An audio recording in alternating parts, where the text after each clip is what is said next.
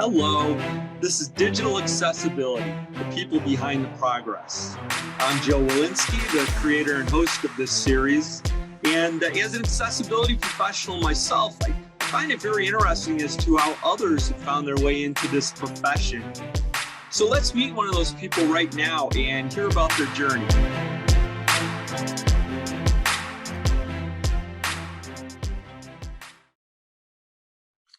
All right, we are back with another episode where I get to visit with accessibility professionals. And today I am pleased to be speaking with Natalie Patrice Tucker. Hello, Natalie. How are you today? I'm so great. Thank you for having me.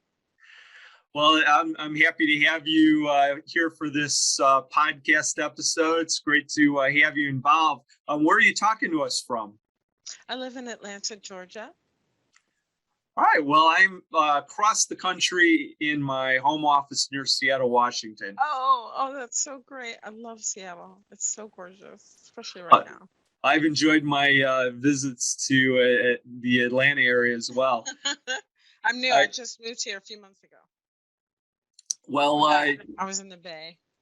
Oh, all right. So big change for you as well. Yeah. Well, a good place to start is always what we're up to currently. Why don't you tell us a little bit about your current position and what that involves? Absolutely. So right now I serve as Senior Accessibility Lead at Spotify. And that means that I support digital accessibility across our platforms and products, from the Spotify app that everybody knows and loves to Anchor and Soundtrap and all kinds of fun things. Well, I want to hear more about the specifics of what you have going on at Spotify, but like usual with this interview, what I like to do is kind of go back in time and find out the journey that brought everyone to what they're doing today. So, maybe you could go back and let me know, how this has fit into your life and your work, and we can kind of move back up to where we are today. Absolutely. So, I tend to tell folks I've been doing this since the beginning of the dawn of time. But what happened was that I got my heart broken. And this was in the early, like 1998, 1997. And I decided that I was recuperating at home and in Lynchburg, Virginia, and decided that really what my life was for was I wanted to save the world. And so I just made a plan to move to Washington, D.C. to work in nonprofits, because the D.C. metro area is the nonprofit capital of the world. And so I didn't know exactly where I would land, but I figured I would find a way to make a difference. Well, eventually I became a political organizer, working to enact the living wage law in Montgomery County. And it was amazing, but it was also heartbreaking, backbreaking work. But the tiny little organization that I worked with, there were basically 7 of us, and this tiny little access database was like the heart of this organization, but it was a total mess. And really nobody had the chops to really use it to its best ability. And I was like, okay, well, this is how I can make a difference. So the long story short of it is that I taught myself some SQL and revolutionized this database. And then I decided that I was going to support nonprofits on technology. And along the way, some of the nonprofits that I was working for smaller nonprofits that had constituencies in developing countries, like the Washington Office on Africa, or the 50 Years is Enough campaign, where we had people with slower internet connections or maybe older browsers and older devices. So we really have to be concerned about things like performance and accessibility and interoperability and all kinds of things that at the time, um, the internet was kind of the wild, wild west. Um, and there were just all kinds of things happening, like Flash and one by one pixel GIFs. It was horrifying. But so those tiny nonprofits asked me to build them websites, and not knowing how, I was like, okay, I'll do this. So I taught myself to do that and got really, really excited about the standards. And at the time, there was this new standard, the WCAG, Web Content Accessibility Guidelines 1.0, and then there was also like this huge push around standards, using the standards to build the web, and what that would make possible. And I was just like, oh, this is where it's at. And eventually, the federal government went looking for folks. This was in early 2000. Went looking for folks who had a background in developing against the WCAG guidelines. And so I went into the federal government. I worked at like the IRS and HHS, and built websites and newsletters for them, and it was awesome. But I wasn't really excited about working in the government. Um, it didn't thrill me. And I felt like I wasn't learning. And so I reached out to this wonderful, wonderful gentleman. His name is Tom Babinski. He had a accessibility consultancy in Northern Virginia. He's a brilliant, brilliant man. I think he's at IBM now. But I was just like, basically, I love what you're doing, and I want to make sure that I can continue to do this work. I would love to work with you.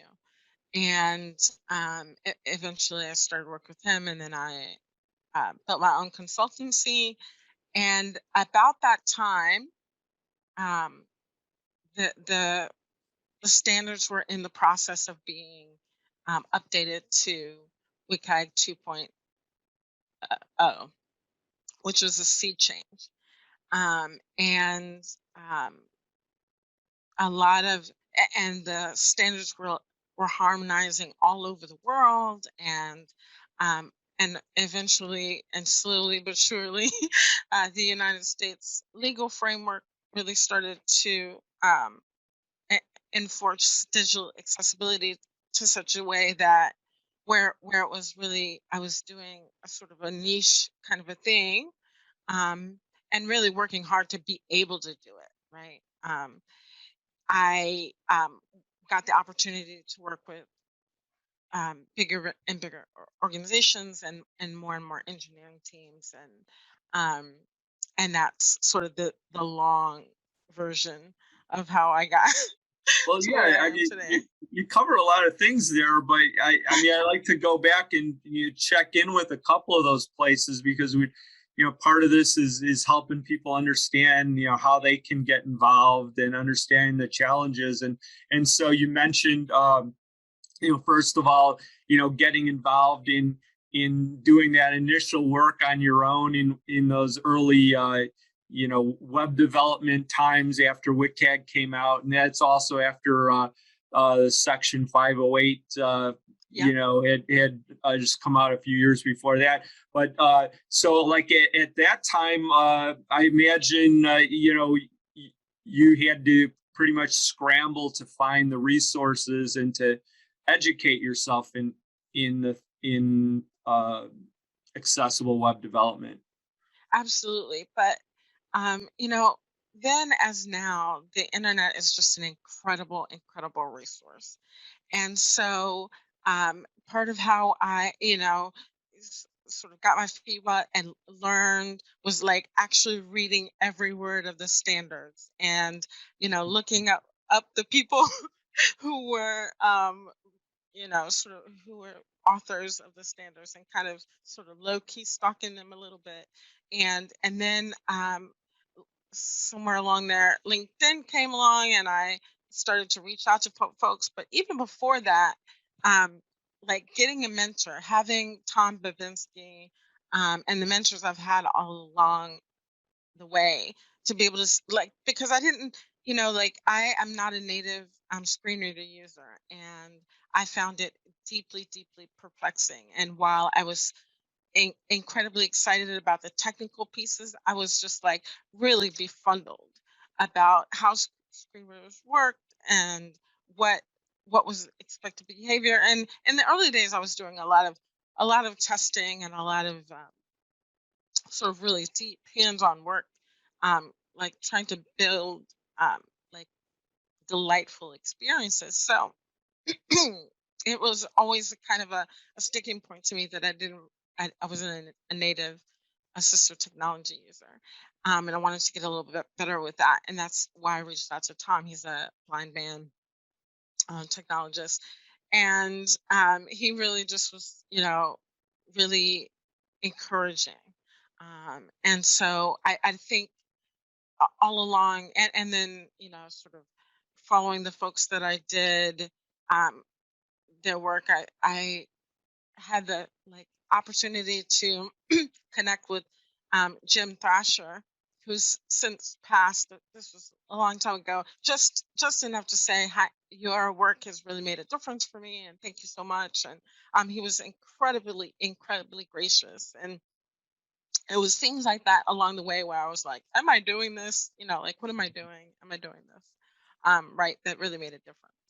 Well, yeah, I'm glad you bring up the mentorship aspect, because that is so critical to us finding our way in this area where, for the most part, you can't find it in formal education. We have to find it through our collegial friendships and colleagues at work. Uh, Absolutely. you mentioned you became involved with government agencies. What were some of the challenges that you experienced there? You mentioned and you wanted to move away from that, but were there any certain things that were particular blockers for you in what you wanted to do? I think it was really the pace of the way things, um, decisions were made, and new technologies were adopted or considered. Um, like you can see that even in the in the 10 years it took for the Access Board to adopt WCAG 2.0, after it was initially released, um, as a standard. So or to sort of harmonize on that as a digital accessibility standard. So I just found it personally very frustrating. I wanted to be, there was, uh, we weren't allowed to use certain browsers, and, or, we weren't allowed to sort of download. NVDA was just sort of getting started. And I wanted to use that because it was a more accessible solution, and all kinds of things. And so, and a financially accessible solution. Um, yeah, I think Mhm. also a little of the hierarchy. I was like, I really got gung ho, right? I was really on this mission to create a web that worked for everyone. And I thought it could happen, that was the way that it could happen. But the sort of pace and hierarchy of it made me go, maybe there's another way, you know? Well, like going on to be an accessibility consultant and more or less working for yourself, that's definitely the other side of the spectrum, where suddenly you're able to get involved with a lot of projects that are very interesting to you, but also a lot of organizations, even today still aren't ready to invest in accessibility, and so that can be a challenge. But how was it as you started doing consulting work? Well, so initially, a lot of my consulting work came from sort of like I was a subcontractor, right? Like someone would have a contract with the government or have a contract that required accessibility, and then hire me to work with them or the engineering teams that were building whatever it was. And so it was hard because um, like I wanted a career in accessibility, but there were gigs, if you will. So it was sort of a hodgepodge of piecing together gigs while also trying to make sure that I stayed on top of what was happening. So like all of my training and development budget was 100% on me. All of my travel and education conference budget was 100% on me for quite some time, and that made it really difficult.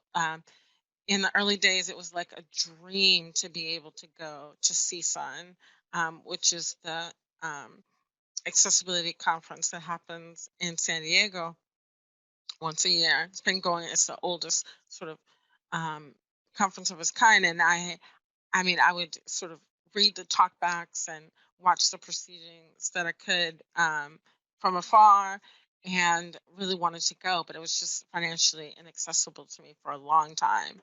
And going was really actually a big catalyst, right? It allowed me to see, oh, I can do this, and I am doing this, and I have been doing this, and oh my gosh, like lots of people want to know what I already know, and so like I'm always looking for ways to make make that opportunities to have like networking and Mhm. have folks learn from each other more and more available. Yeah, well, bringing up the conferences, that's another excellent way to get involved. You mentioned that the cost of it, which is difficult, as for people that are maybe just getting involved in the practice and aren't supported by And their that was the company for case that. years Yeah, ago, but yeah, nowadays, with especially with COVID, thank God, in a way, for this global pandemic, making digital accessibility sure. more accessible, right? So we have virtual conferences recently that have just been top notch and top tier. Like for example, the work with from the Accessibility Toronto conference, and just like eh, you know there's so many more options Mhm. to for like meetups and small conferences or regional conferences than there were back even when I started. Sure, and we're able to bring in people that maybe weren't able to Right. get to Anaheim or San Diego for travel purposes, and as we move forward, I imagine we're still gonna have Zoom as or whatever media as a major component of our events from now on. Hopefully.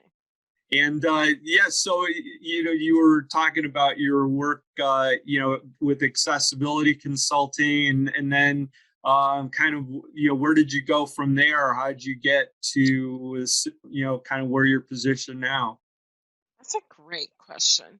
Let me think about this a bit, because um it there was some time that it looked crazy, like it looked like a bad, like it might not be the smartest idea for me to be pursuing this career, because there was a lot of uncertainty, and uh, if folks would hire me, I would do what I'd come to do and say, oh, and now we can move on to usability, and we can actually, do automated testing, and let's do all the things. And they would be like, no, we're done with that. I'd be like, well, I'm still an accessibility person, so I'm gonna keep doing this, and so would have to sort of find my way to the next opportunity to make a difference. And um, that was a big chunk of the beginning. And then when the WCAG 2.0 guidelines came out, and the ADA was being fully enforced, and like just a number of changes culturally just brought digital accessibility to the forefront, where I would, because I had at that point been doing this work for about 10 years, it was a lot easier. It became, I sort of had a pick of the litter in a particular kind of way. There are more opportunities to do exciting things than there was of me, and that's also says a lot to our community too, because in the beginning, I had a joke with colleague, that in the beginning we could all count each other, like we could all sort of like like we're the Spartans or something, the early 500 people. I don't know. There were probably more of us, but it just felt very, like I was surprised when I met the first other person of color who was doing this work, who was a technical person doing this work, and for example, or yeah, it was just so it's it, there are more roles available. There are more opportunities to um, begin inside of this work than there were, which is very exciting. Well, what's a day in the life or a week in the life for you now as an accessibility professional at Spotify? Oh yeah, so I lead our efforts to ensure that we're building delightful products um, across our offerings, and uh, I have a lot of meetings. I have a lot of meetings. I meet with individual engineers on questions they may have. Meet with members of my team around how the program is doing. So Spotify had accessibility. I've been doing a lot of accessibility work before I came on in April, but decided that they really want to dedicate the time and resources to ensure that it's taken care of throughout the enterprise, and so which is why they asked I came on board, and so we've been sort of I've been doing a lot of foundational work, making sure that we have um, the right people on my team, or making sure that we're connected to the right um, uh, partners in the different business units, looking at the landscape, and um, negotiating with vendors for support, that sort of thing. So I have a lot of meetings, a Um, lot of meetings.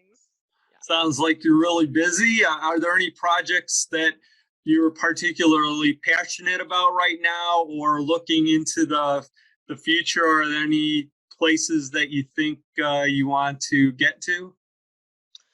Um, we are doing such exciting work, and I'm really, really thrilled about where things are going for the entire ecosystem of our products, not just in terms of accessibility, but usability in general. Um, I'm hoping that we'll have some pretty exciting things to share out around December 3rd, which is International Day of Persons with Disabilities. And other than that, I will Okay. keep it mum.